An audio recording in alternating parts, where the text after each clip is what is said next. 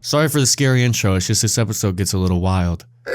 For real though, like Together Breakfast is a very lighthearted episode tonally, right? However, this is the first episode to me that I feel like plants these little seeds of story implications that make you truly question the morals of the gems, and more so, even what are the gems? And of course that question will get pushed further and further throughout the story. But here's where I feel the story starts to discreetly put it at the forefront of the viewer's mind.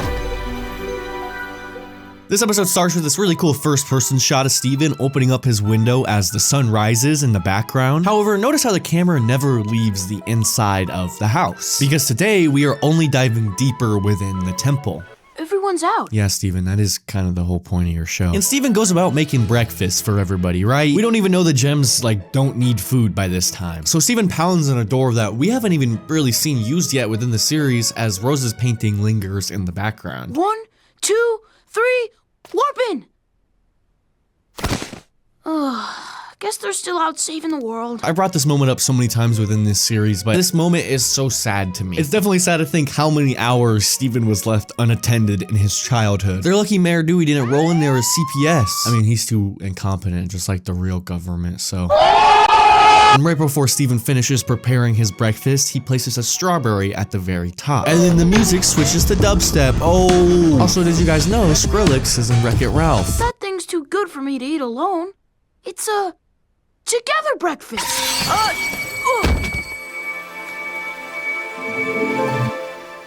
So Garnet warps in as this little harp goes off in the background. And I really like this. You know, it's a caring figure appearing, so of course like a harp is playing. But by this point in the show, I feel like you'd expect all the gems to warp in together. So I feel like the harp plays like right when the viewer thinks, oh, okay, it's just Garnet alone. And she has this, you know, mysterious scroll. It's not exactly healthy, but it's in a stack.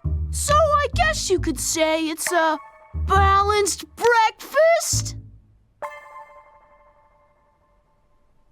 When I would make Steven Universe videos when I was like 10, I would use this face as a reaction image all the time. I thought it was the funniest shit. Hello farmers, it's your one and only Jordan from my hair today. You know, like I made us all breakfast. I thought we could eat together, like best buds. I can't stay. There's business to attend to inside the temple. So now we get to see how this door actually works, and it's activated with a gem, or in this case, 2 gems. I want to note that like on first watch, for me, I was never like, Garnet has 2 gems. That's a little suspicious, isn't it? I just feel like there's so much you don't know, like, about these people. You're kind of out of the blue with everything, so, like, her having 2 gems is like, I don't know, there could be one with 3 gems. We don't even have a concept of what even gems are by this point. Like, I'm not sitting there like, wait a second, her hands are lighting up to 2 red and blue icons. What could that mean? But it's a bunch of little clues that if you do catch on, it makes it very, very mysterious and even more alluring, right? I mean, I didn't catch on, though. I saw that shit on second viewing and was like, oh my, I'm so stupid, dude. How did I not know? Aw, business? Like what? I have to burn this. Cool! I have to burn this too.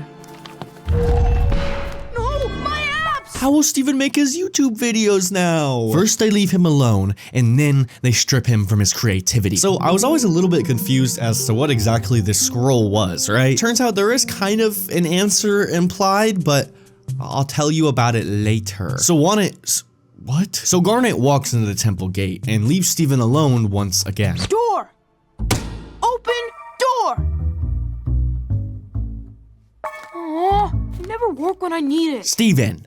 Do not talk to your mother that way. And then we get this cool cartoon whip pan. Whoa, look at that. That was cool. Who the hell?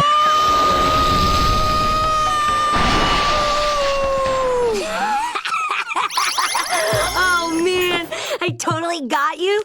You should have seen the look on your face. So yeah, we get introduced to Amethyst's shape-shifting power in this episode. Aw, I knew it was you. How? Because that's a water gun.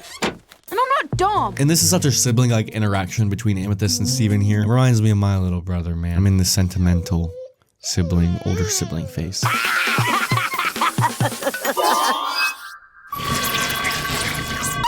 Hey, that's my door. We then see Amethyst's door open, and we realize the gate opens based on each gem, right? Garnet's is strong and linear. Amethyst is like slimy. And Pearl also walking through Amethyst's door tells us that they can control each other's, which hints at some sort of connection between the rooms. Care to explain what one of my swords was doing in your room? Having a sword party. So Pearl owning a sword hints at her multiple skills and techniques in combat, right? Also, I cleaned up your awful mess. You're welcome. You did what? I have a sister. Amethyst, wait! What's the matter, Steven? I wanted us all to have breakfast together, so I made together breakfast. But everyone keeps leaving. Oh, that's nice. Bro, I don't know why. My parents did this shit to me all the time when I was little. Like, why do they do this? Actually, it is probably because I was saying some bullshit, kind of like Steven here. And now we see Pearl's door open. It opens in this clean, particular, circular pattern as she walks onto the water for a second and disappears. This, of course, adds to my Pearl is Jesus Christ theory. I always enjoy how Rose's picture is always sort of obstructed in a lot of shots. It seems purposeful, right? To give her this sort of ambiguous type of feeling. I also just noticed that everybody in the show has like 5 fingers instead of like the standard animation principle of 4. This style choice matches with some of Rebecca Sugar's older short films, but not others. So Steven wedges his hand into the door and uses his strength to get inside. I always wondered if a normal human could do this, right? Like, we know Steven has extraordinary strength compared to humans, but I wonder if Steven like unknowingly casually pushed through hundreds of pounds of force. But anyway, we are now finally within the confines of this temple. We hear Pearl's iconic theme as she dances around, seemingly as a sort of way of controlling these weapons. She neatly puts the sword back and straightens it out a little. Steven! What are you doing in here? You know it's dangerous for you inside the temple. We're gonna have a nice together breakfast, even if I have to get my shoes wet. So Steven starts to swim to Pearl to finally get her to enjoy the together breakfast. I don't think she's gonna want to eat that, bro. Okay, so as I was saying that, Steven fell down the waterfall, so. Doggy paddle, reverse! Reverse! This is why we always gotta keep our eyes on him, guys. And then we get this crazy shot of Steven falling down the water as it slowly defies the laws of physics. But the background also appears to be a familiar sight. It's Amethyst's room. By the way, Steven's skill to keep these waffles together has been magnificent. And this is where Steven yet again runs into Amethyst. All right, snacks. No! It's for everyone to eat together. That's the essence of together breakfast. Ah, gimme. So Steven starts to run away from Amethyst as this chaotic song plays in the background. It's so chaotic, I absolutely love it. Well, what is this song called? Gimme. But as Steven's running, let's take a look at the background again. We see Steven runs into this cave with tubes cracking into the side of the wall. And in this cave, Amethyst slowly catches up to Steven as Gimme plays in the background. You can't outrun me. We both have short legs. And eventually they get into a new room of the temple. This one with seemingly a random assortment of floating rocks, which is similar to some gem architecture we will get accustomed to seeing here in the future. But maybe it is like, you know, the gems just want to do some sick ass parkour before they go in the next room. But the point is, listen to those sound effects. Just hold on! Notice how on his second hop there wasn't as much air sound? Just hold on! Does that mean this was a normal jump? Hold! And on these longer jumps, Just on! Steven was unknowingly using his floating powers in episode 4. Woo! Skills! Oh, I actually don't care anymore. That was so freaking cool, Steven. So yeah, these tube-like artifacts are seemingly becoming more abundant the deeper Steven runs into this cave. But as he jumps onto one of the tubes, Amethyst stops him. Hey, wait a second. Steven! There you are. Pearl, sweet! 2 out of 3! Oh. Steven! Be careful! Why? What? Whoa. What the hell is that? You really shouldn't be in here. This is the Crystal Heart. Pearl, you just can't put the word crystal in front of things and expect me to know what you're talking about, okay? Crystal shrimp. So yeah, what exactly is this heart thing? It's one of those things that's just kind of put in the background of the show, and this is really the only moment it gets to shine. And it seems to power this whole temple, right? But just the ominous feeling of the heart beating and now the realization that all the tubes were blood vessels, it makes the temple feel more alive. Well, whatever it is, we've seen similar advanced technology on the Homeworld ship during the Garnet and Jasper fight, with the same blood vessel type tubing. So I think this is just some advanced strong power source from Homeworld, right? But the point is, just running into this absolutely randomly, after literally not knowing what was behind these doors for 4 episodes, it's just so juxtaposing. It feels like a total slap in the face. Especially the fact that in this episode, Steven was just trying to have a simple goal of sharing breakfast with his family, and now he's holding on to this pumping heart. Don't look down!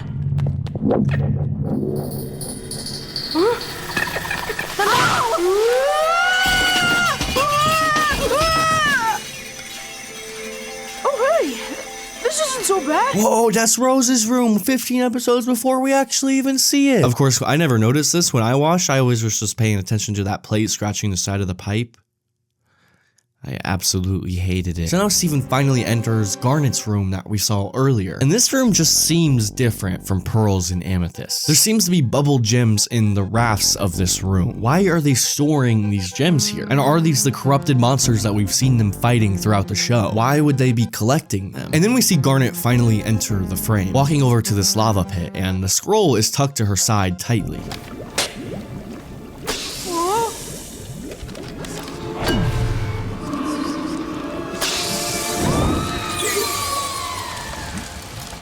And as Garnet bubbles it, it almost confirms that this is assumingly where Garnet bubbled that centipedal all the way back in episode 1. But also, wouldn't bubbling the fire make the fire go out, because wouldn't the fire need oxygen? Are there any scientists in the chat? Comment down below to let us know. So as the scroll is burning, Steven slides down onto the floor of the burning room, and Pearl and Amethyst finally catch up to him. Steven, we're getting you out of here. Come on. Ah, this is great! We're all together! We can finally eat! I mean, we don't have any forks, but we can use our hands. I'm not gonna judge. Steven, go! Steven, bro, I don't know what the hell this scroll is, so maybe we should just back off a second. Okay, wanna meet in the kitchen? So Steven just unlocked, like, the malice creature from Breath of the Wild. Just, it's everywhere now. So it seems like this scroll has possessed the, like, smoke that was generating from this fire, and the gems take turns attacking it, but it seemingly just blindly goes after Steven.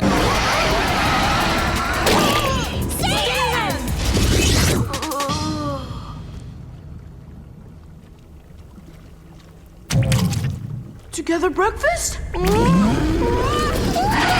Guys, why does this episode give off like creepypasta vibes? Like the way he's like, together breakfast? And then there's a bunch of like warped backwards music. Like I feel like Sonic EXE is gonna like pop out of nowhere. So why and how the hell did this giant monster scroll possess this breakfast? It's taking refuge in organic matter! Oh, okay. Well, what are we gonna do? We have to destroy it. Oh, okay. I didn't want this! I just wanted to eat together like best buds! Steven, you've got to get away. For my breakfast!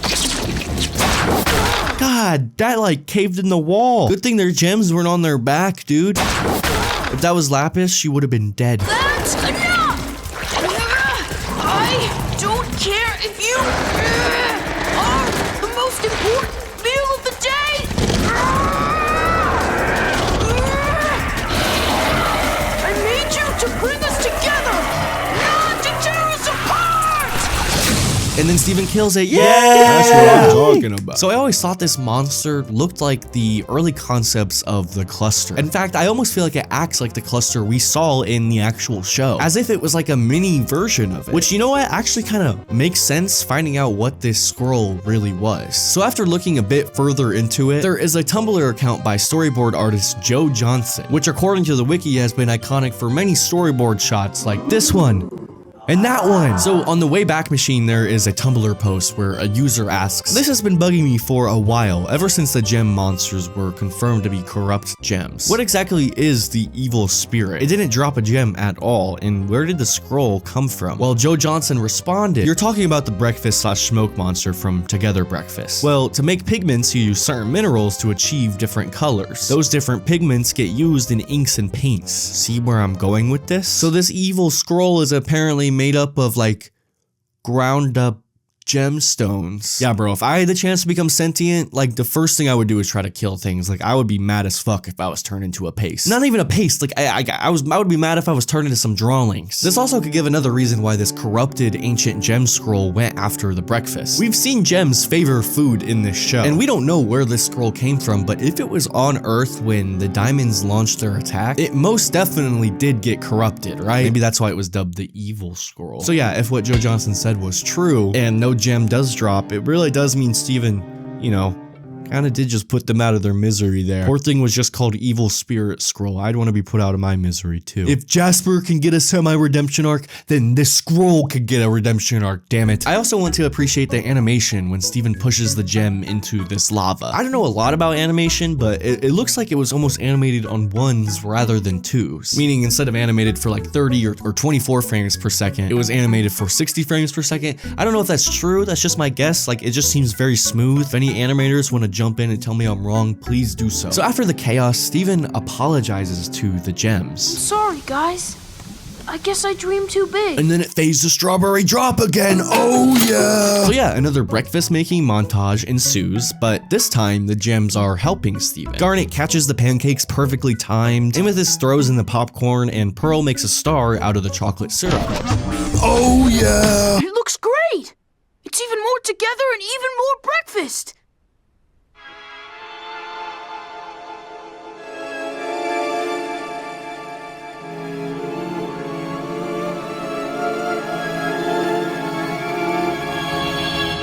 I can eat this. Let's order pizza. Pizza's a better idea. Yeah, let's do that. The digital zooms on the characters always kill me. Like, why is Amethyst so dramatic? It did try to kill us.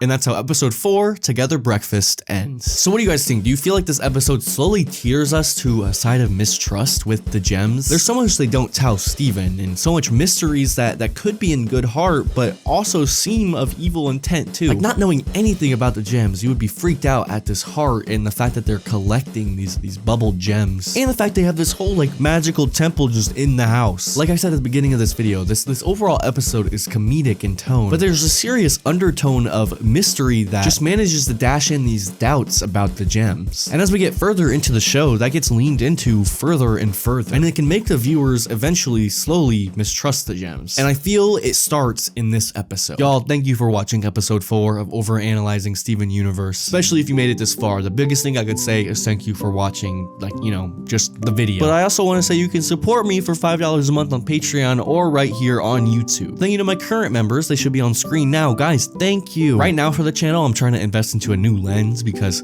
I hate the one that's on this camera. But yeah, just thank you for watching and subscribe. Let's get to 60K. We're close. All right, y'all. Next episode is Frybo, so be excited for that one.